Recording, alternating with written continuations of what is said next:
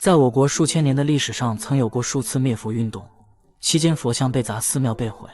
原本屬於僧侶的土地財產盡數充公，數以百萬計的僧尼被迫還俗甚至充軍，這便是被後人稱之為三武一宗的滅佛法難。今天莫言就為大家詳細講解其中的緣由。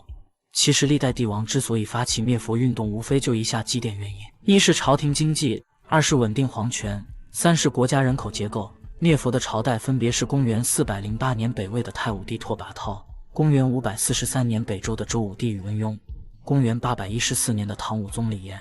以及公元921年周世宗柴榮。首先，北魏本身就是少數民族入主中原建立的政权，但漢民們推崇的卻是儒家和道家思想，所以為了改變意識形態，就開始大力推廣佛教。通過幾十年的時間，北魏基本穩定了局勢，同時佛教信徒也幾乎已經遍布全國。可這個時候，佛門的權力似乎有些過於大了，在某些事情上能左右甚至凌駕於皇權。一些當朝大官也都是虔誠的佛教信徒。隨後，太武帝便以僧侶私通叛軍為由，開啟了第一次滅佛運動。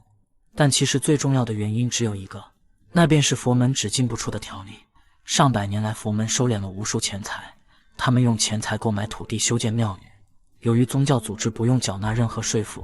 這導致朝廷的稅收一年不如一年。再加上殘酷的戰爭，導致年輕人直接皈依佛門，逃脫兵役。要知道，在古代，一個朝廷最看重的便是人口和稅賦。就這樣，滅佛運動在接下來幾十年中持續了3次，佛門土地全部充公，所有的錢財通通上繳國庫，40歲以下的僧人強行充軍。但短短200年後，第二次滅佛運動開始了。這一次的發起者是北周王朝的周武帝，因為他尚未稱帝的時候，全國居然已經有了300萬名僧侶，寺廟更是多達4萬多所。要知道，當時北周的人口還不到1000萬，佛門有着富可敵國的資產，卻不用繳稅，所以周武帝就想到了一個特殊的滅佛方式，那便是在全國範圍內推廣道教，時不時的還聯合道士僧侶在一起辯論，但這種效果似乎沒有任何作用。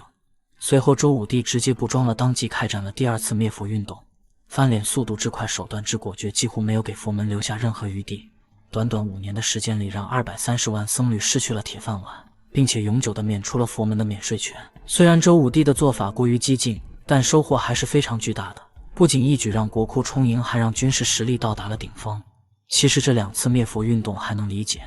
但第3次滅佛運動卻發生在極其看重佛教的唐朝。眾所周知，唐朝佛教的影響力達到了鼎盛。在唐武宗李炎登基時，整個國家僧人已經超過了40萬，全國正在修建的寺廟就有5萬所。朝廷中被封為座上賓的高僧就有70多名，而也就是這70多位僧侶導致了第3次滅佛運動。因為他們勾結大臣下海經商，收斂民間大量財產，隨後購買土地，這使得唐朝的稅收一年不如一年，並且唐武宗李炎想要改變也極其的困難。因為朝中的大臣有一大半都是佛教徒，所以唐武宗就起了殺心，選擇了使用帝王們獨有的權力，那便是一言堂，無視所有大臣的想法，開啟了滅佛運動。第一個便是讓50歲的僧侶還俗，自願還俗者不用參軍，也不用上繳財產，不願還俗的人則要沒收財產後發配充軍。看似多選題，實則是個單選題。6年的時間中，有25萬人還俗從商，32萬公頃的良田收為國有，強行拆毀寺廟3萬間。唐武宗李炎的滅佛運動對於佛門的打擊最為沉重，被後人稱之為會昌法難。而在110年後，周世宗柴榮再度發起了第4次滅佛運動，